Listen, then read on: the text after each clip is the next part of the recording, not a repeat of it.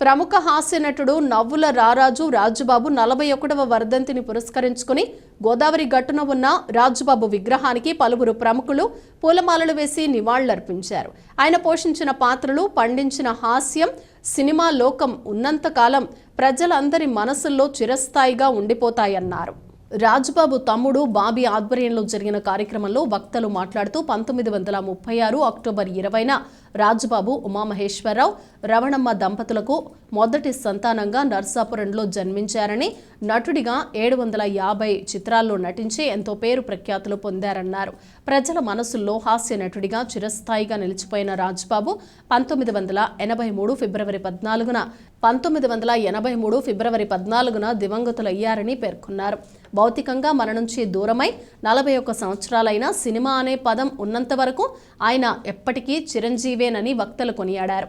ఈ సందర్భంగా బిస్కెట్ ప్యాకెట్లు పంపిణీ చేశారు. కార్యక్రమంలో బాబు స్టూడియో అధినేత ముస్సిని వెంకటేశ్వరరావు, రాజుబాబు మేనల్లుడు బిఎస్ఎన్ఎల్ వాసు, పట్నాయక్, కట్ట చంద్రరావు, కాశీ లక్ష్మీనారాయణ, గణేష్ కుమార్ తదితరులు పాల్గొన్నారు. ఈ కార్యక్రమాన్ని ప్రతి సంవత్సరం జయంతి వర్ధంతి కూడా మా మేనమామలు అయినటువంటి సత్యనారాయణ గారి చేతుల మీదుగా ఈ కార్యక్రమాలన్నీ చేస్తున్నాం. బాబీ అంటారు ఆయన్ని, బాబీ గారు, రాజుబాబు గారు సోదరుడు బాబీ గారు, పుణ్యమూర్తులు బాబీ గారు, ఆయన ఆధ్వర్యంలో మేమందరం కూడా చేయటం ఈ యొక్క చాలా ఆనందంగా ఉంది. ఆయన 1983 ఫిబ్రవరి 14వ తారీఖున ఆయన తుది శ్వాస విడిచారు. ఆ రోజు నుంచి ఈ రోజుని కూడా ఆయన్ని ఎవరూ కూడా ఈ సినీ లోకం ఏది కూడా మర్చిపోలేదు.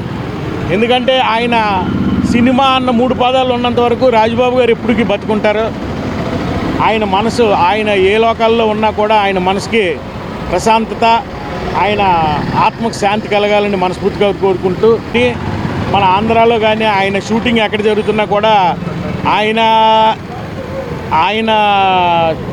ఏ రోజుని కూడా వెనకాలాడకుండా ఎవరికి ఏ సాయం కావాలంటే ఆ సాయం చేసుకుంటూ ఆయన దానకర్ణుడిగా పేరు పొందాడు సినీ చరిత్రలో.